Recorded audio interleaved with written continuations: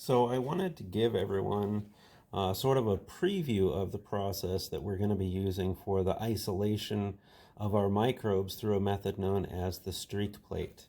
And the first thing, as always, we want to make sure that we disinfect our bench top. So you can be using bleach or your ethanol solution here.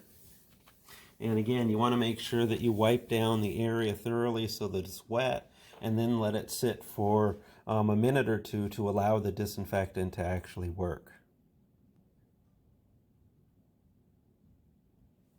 All right, so now I've got my supplies set up, and again, when you're doing this sort of work, you want to make sure that you get everything ready, and you want to know what you're going to be doing when you start out with this.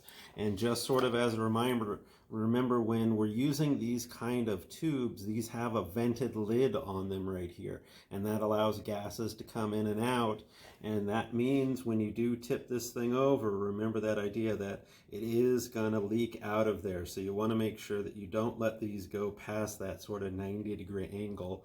That's just water I'm dumping down the sink there.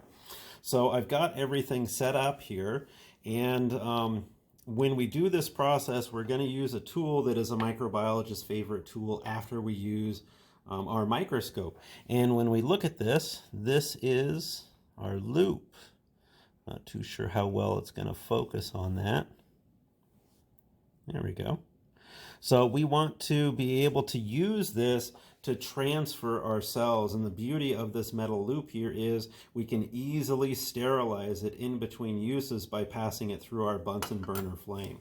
One thing I do recommend is to get one of these because it's going to make everything easy. And when you are setting this stuff up, your gas line over here is going to get turned on when you pull this out, so it's over there, and then just come in here and we'll fire that thing up. If you need to, you can adjust the gas down here on the bottom, and that's going to lower the amount of gas that's coming out of here. And we want to have, this is our Fisher burner, and it's not like your standard Bunsen burner. It's going to give you a nice cone off of the top here. And then down here, if you need to, you can adjust the amount of air that is getting in there. But usually you just need to adjust it on the bottom there because somebody's been playing around and put too much gas to come through there. So now that I've got this ready, I've disinfected my area. I washed my hands after I did that to make sure I got some clean hands coming in there, and I've got the tools that I'm going to need for this process ready to go. And what we're going to be doing here is using a culture that is labeled here, and this is some Serratia marcescens cells. And so this is a bacteria that is floating around in the environment, but if you inhale the bacteria, it can cause some respiratory tract infections, and it can also cause urinary tract infections. So as I like to say, don't pour this down your pants, and be careful when you are using this sort of thing. The other thing to notice here is if you look closely at this, you can see that it's cloudy. And on the bottom, there are some cells. And so what we can do with this thing is basically take this thing and roll it in your hands like this, and this will cause the cells that have sunk down to the bottom to start to go up here. And this is a much safer method than shaking it around, because again, what we're doing here is practicing something known as aseptic technique. And if you look at sepsis, that's where you have bacteria in the blood, and we want to prevent that contamination that is occurring. We want this culture here to only be transferred to another surface. We don't want to have to worry about contaminating it ourselves, but also that culture contaminating you. So we're going to use a series of steps to try and prevent that contamination from occurring here. So I'm going to take this, and I've got a liquid culture tube, and I've also got a solid agar tube. This is, or a solid agar plate. This is known as nutrient agar, and this has proteins to feed the cells. It's also got a little bit of salt in there so that they have the right balance, and then it's got something known as agar, which is a polysaccharide that is kind of akin to the jello that you use in gelatin, but that's a protein, and some bacteria will eat the gelatin, which means your solid plate would then turn liquid. Most bacteria that are out there cannot digest this polysaccharide agar, but it does have this interesting feature that when you add agar to a liquid media and then bring it up to boiling, it dissolves, and when it cools down below 45 degrees Celsius, it actually is going to gel like gelatin does in your jello right here. So this nutrient agar can also be made as nutrient broth, which is what we have over here in this tube. And the only difference between the two is the addition of that agar. Notice this is sterile, and we can tell it's sterile because it's clear, where our culture tube over here is not clear and it's cloudy. That turbidity or cloudiness that we see in here is a good indication that we do have some cells. And what we're going to do is transfer some of these cells out of this tube onto our culture there. And the process for doing this is going to result in dilution of our culture here. And when we dilute this, we're going to eventually get it to the point where we reach a single cell culture. And those single cells are going to be able to grow up and give us a pure isolated culture there because we're going through this process of dilution. And we could do that with our liquid culture right here. We could take a little sample out of there and put it in a tube, but you can't see the bacteria because they are microscopic. You could take some out of there and transfer them to a new tube and go through a series of dilutions until you reach the point where you had a single cell, and then that cell would grow up to make a pure culture. But we can't see that, so we don't know when we reach it. So instead, we're going to use some solid media for doing our dilutions here, and I'll show you that in the streak plate process. But really, the first thing that you want to do during this is to go ahead and sterilize your loop, that metal right there. Just hold it in the flame like this until it turns that nice orange color, and then we're going to set it down over here next to the flame, and that hot air from the flame is traveling up, and that's going to reduce the chances of bacteria that are floating around in the air coming down and settling onto our plate.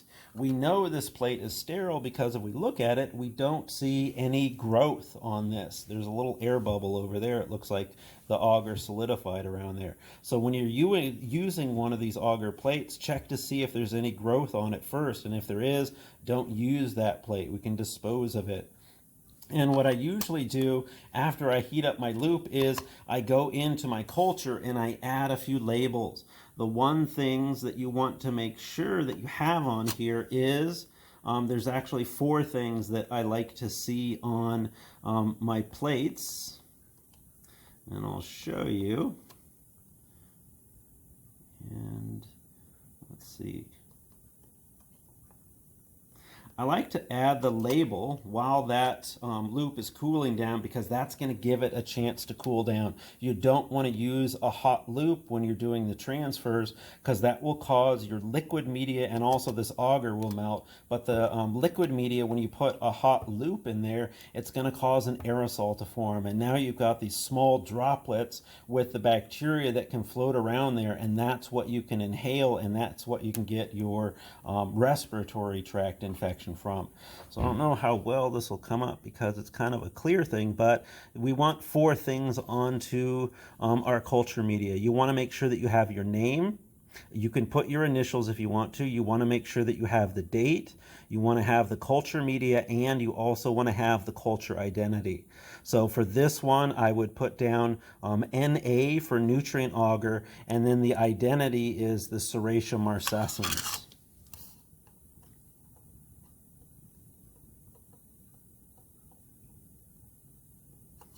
So we can just add those. You don't have to write all the extra stuff. I'm just putting that so everybody can see the different things that we're going to include on here. And notice I wrote the labels on the side of this plate that actually has the agar inside of it. The reason for that is this lid comes off, and if we drop these plates and the lids go flying, that could cause them to not be lined up. By making your label on the agar side, if you do lose your lid, it doesn't matter. You've already got your label, so you know the identity of your culture. And when we use our plates, we try and keep them like this with the auger side up. And there's a couple of reasons for that. One, if you can look at this, you can see there's a little bit of condensation on the lid right here. That means that the auger is drying out a little bit, and that's changing the concentration of the nutrients that are in there and the salt. So by incubating our plate like this, the water that evaporates is going to go back into the plate, and it helps to keep it at the right balance for the water that's there. The other reason that you want to incubate them auger side up like this is you've got your label on there. And then sort of the last thing is when we're doing this work, by keeping it with our auger side up right here, you're going to reduce the chance of things that are floating around in the classroom landing on your auger and causing a contamination. And we don't want to see that contamination. We want to get an isolated, pure culture at the end of this process here. So I'm going to take this and show you the process of the streak isolation right here. When we do our aseptic technique, we want to make sure that we flame the lip around here to try and kill any contamination. And so I'm a left-handed dominant right here, so you want to use this dominant hand, and you're finally going to find a use for your pinky right here. So we'll take this culture and use this to pull off the lid and hold it in your pinky and just pass this briefly through the flame right there, and take your loop and dip it right in there, and then pass it through the flame, and then screw that lid back onto the surface of this. And now I've got my culture in my loop, and I'm going to take my plate right here and open it up, and I'm just going to make my first sort of smear right around where my label is, back and forth there, and put your plate back down so that you are not exposing the surface of the auger to the atmosphere where these contaminants are floating around. And also we want to make sure that we flame our loop here and get the wire all the way in the flame, because we just dipped it in the liquid, and we want to make sure that we sterilize as much of that as possible. So now if I look at this process here, I'm starting to do my streak, and I've probably put a few thousand cells onto the surface of that plate right there. And I can take my loop now, and rather than dipping back in there to get some fresh cells, I'm going to take it, and using this plate open next to my flame that's over here, I'm going to get a little bit of the culture that I put on there and just drag some of that out onto the surface of my plate. Put it back down and flame your loop to kill the leftover cells that might be there from the first streak. And if you think about it, if I had thousands of cells in that first smear that I made, I've only taken a portion of those. So now I've got hundreds of cells in this second part. And if you want to, you can take the part of your plate that you haven't used and touch your loop there that's been sterilized to make sure it's cool, and then come in here, and I'm going to take that second smear that I made and drag some of that out across the surface of my plate, flame my loop to kill the leftover cells. So I went from potentially tens of thousands of cells to thousands of cells to hundreds of cells. If you start out with a culture that's lower in numbers at the beginning, each time we're doing this streak, we're doing a dilution of our culture right here. And the very last one, this is where people run into problems. They want to make a lazy S, and we really want to come in here and go through this once or twice, but then go in there and just streak like crazy across the surface of your plate right there.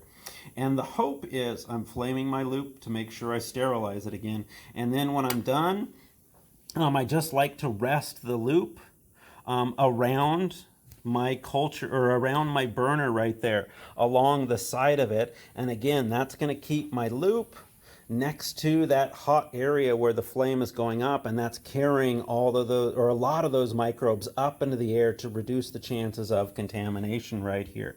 So if we look at this plate, and if you were able to see the surface correctly, let's see if I can, don't do this at home.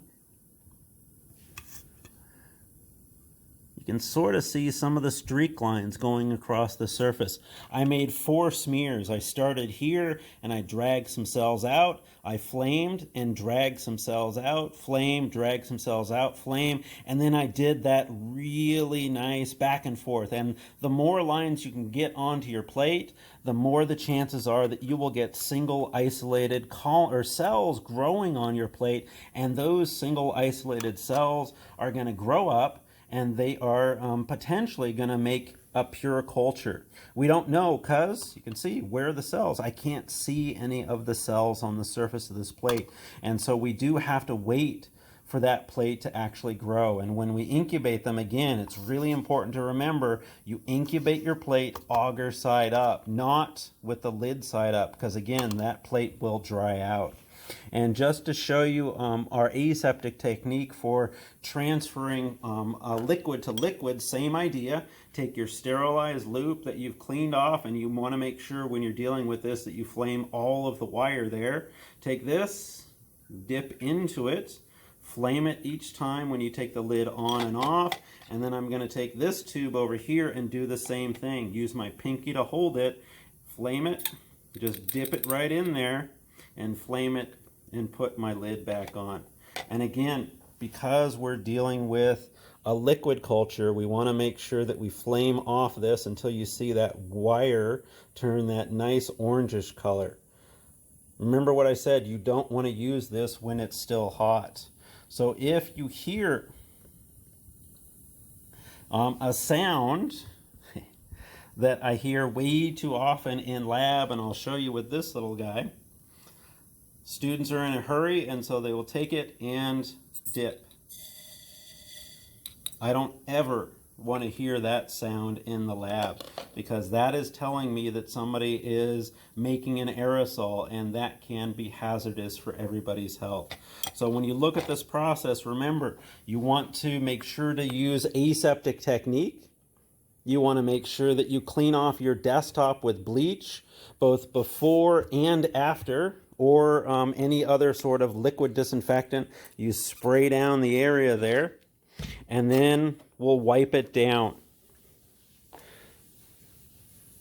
So again, if you look at this process here, you can see my bench top is still a little bit wet, and that's fine.